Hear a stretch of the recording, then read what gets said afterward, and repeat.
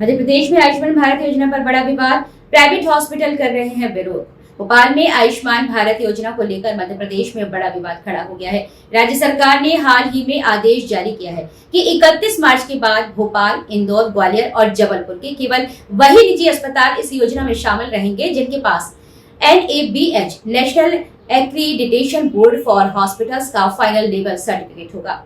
इस फैसले का असर ये होगा कि 4 बड़े शहरों में कुल 480 निजी अस्पतालों में से लगभग 295 हॉस्पिटल योजना से बाहर हो जाएंगे और विशेषज्ञों का मानना है कि इससे मरीजों को गंभीर परेशानी का सामना करना पड़ सकता है, क्योंकि ये चारों शहर प्रदेश के सबसे बड़े मेडिकल हब हैं और आसपास के छोटे जिलों के मरीज भी इलाज के लिए यही रेफर किए जाते हैं। भारतीय जनता पार्टी के चिकित्सा प्रकोष्ठ के संयोजक विशाल सिंह बघेल एवं प्राइवेट अस्पताल संचालक ज़ीशान अहमद ने कहा कि इस निर्णय से अस्पताल संचालकों को तो परेशानी का सामना करना ही पड़ेगा, लेकिन आम जनमानस को भी बहुत ही परेशानी का सामना करना पड़ेगा। जो इलाज उन्हें आसानी से उपलब्ध हो रहा है वह नहीं हो पाएगा, क्योंकि चुनिंदा अस्पतालों को सुविधा देने पर वहां पर भीड़ ज्यादा बढ़ेगी, वह सही इलाज नहीं हो पाएगा। सरकार को अपने निर्णय पर एक बार मंथन जरूर करना चाहिए। देखिए, कुछ दिन पहले नोटिफिकेशन आया था कि 4 जिलों में जबलपुर, भोपाल, इंदौर और उज्जैन, ग्वालियर, फिर से करेक्ट कर रहा हूँ, ग्वालियर, भोपाल, इंदौर, जबलपुर, इन 4 जिलों में सिर्फ उन्हीं अस्पतालों को आयुष्मान भारत योजना से एम्पैनलमेंट रखा जाएगा जिनके फुल NABH है।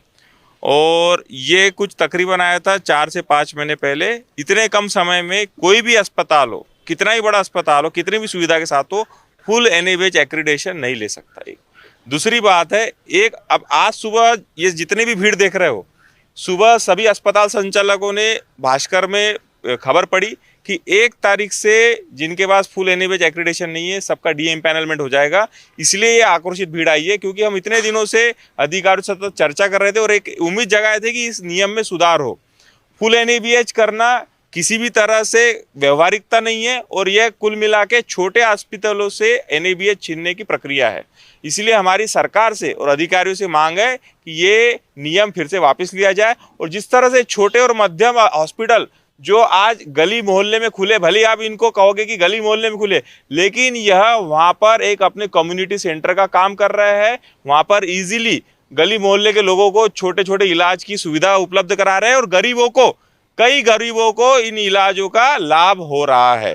इसलिए हमारी सरकार से एक विनंती है कि निर्णय वापस लिया जाए और पहले जो स्थिति थी वो यथावत रखी जाए। सिर्फ बड़ा सवाल निकल कर रहा है, इस तरह का मामला होता है तो चुनिंदा हॉस्पिटल आयुष्मान की योजना मिलेगी तो धांधली बढ़ेगी, पेशेंट भी बढ़ेंगे, भीड़ भी बढ़ेगी, इलाज भी नहीं हो पाया। क्या मानते? देखिए, मैं ये मानता हूँ कि जब ये निर्णय लिया गया, शायद उस टाइम पे जो अधिकारी ये निर्णय ले रहे थे उनको टेक्निकलिटी इस चीज़ की नहीं पता थी। और इनमें मैं आपको बता देना चाहता हूँ कि NABH 2 टाइप के होते हैं मोटे मोटे, एंट्री लेवल NABH और फुल NABH। इनमें ज़्यादा डिफरेंस नहीं है। डिफरेंस ये कि फुल NABH करने के बाद में अस्पताल के खर्चे बढ़ जाते हैं। अब एक व्यवहारिक बात है, अगर अस्पताल के खर्चे बढ़ेंगे तो सामान्यतः वो खर्चे कहाँ से निकालेगा। आयुष्मान में वैसे भी इलाज करना प्रॉफिट की दृष्टिकोण से बहुत कम मार्जिन रहता है। 5 से 10% में कई बीमारियों में प्रॉफिट मिलता है और कई बीमारियों में तो हॉस्पिटल लॉस में जाता है। तो लोगों का ये सोचना कि आयुष्मान से अस्पताल बहुत कमा रहा है, ये बहुत अव्यवहारिक ज्ञान है। एक दूसरी बात है, आप फुल NABH करके अस्पताल का खर्चा बढ़ा रहे हो। सुविधा बढ़ेगी नहीं बढ़ेगी ये अलग बात है, लेकिन अस्पताल का खर्चा बढ़ने के बाद में कहीं ना कहीं जो अस्पताल फुल NABH करा रहे, यह आयुष्मान भारत योजना के अंतर्गत कुछ बीमारियों का इलाज करने में सक्षम नहीं रहेंगे। इसका नुकसान सामान्य जनता को होगा और जो हमारी इतनी अच्छी योजना है ये जो आम पब्लिक तक जा रही है नहीं पहुँच पाएगी। CEO सर कहीं मंत्रालय है, उन्होंने कहा कि मैं आके बात करूंगा और अभी हम ऊपर जाने का प्रयास करते हैं, कुछ जहाँ पर अधिकारी उनसे बात करने का प्रयास करते हैं। उच्च अधिकारियों ने कहा है कि इन सब भीड़ को कम करो, लेकिन ये भीड़ कहीं जाने का अभी मन नहीं बना रही है, क्योंकि सुबह जो खबर आई है वो खबर अचानक आई है। इसलिए सभी अस्पताल संचालक एक तरह से आहत भी है, आक्रोशित भी है। इसलिए इनके आक्रोश को भी हमें समझना पड़ेगा और सही बात सही जगह पहुंचाने की आज जरूरत है। नहीं, ऐसा नहीं है। अभी तो हमने जाने का प्रयास नहीं किया, लेकिन हम जाएंगे। और हम आपको एक बात और बता देना चाहते हैं कि इसमें जो मुख्य बात है, देखिए, आयुष्मान भारत योजना की बहुत सी निगेटिव खबरें आप तक आती है, ठीक है।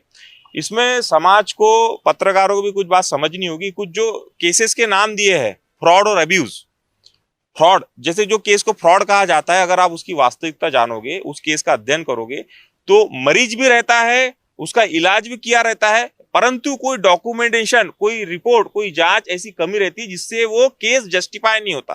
कुल मिला के कि वो बीमारी उसकी वही बीमारी, उसमें वही इलाज हुआ, यह हम सही तरह से सत्यापित नहीं कर पाते। ऐसे केसेस को फ्रॉड कहा जाता है, जो कि गलत है। और इसी को आकलन करते हुए जो मीडिया वर्ग है कहो या अधिकारी वर्ग है, जिनको इन सब चीजों का ज्ञान नहीं है, यह वह कहते हैं कि अस्पताल फ्रॉड कर रहा है। वास्तव में फ्रॉड नहीं कर रहा है, वो इलाज करते टाइम उसकी कोई ऐसी त्रुटि हो गई है, वो टेक्निकल भी हो सकती है, वो व्यवहारिक भी हो सकती है, वो क्लिनिकल भी हो सकती है, जिसके कारण वो ये सभी साबित नहीं कर पा रहा है कि उसको ये बीमारी थी। तो यह भी आपको समझना होगा।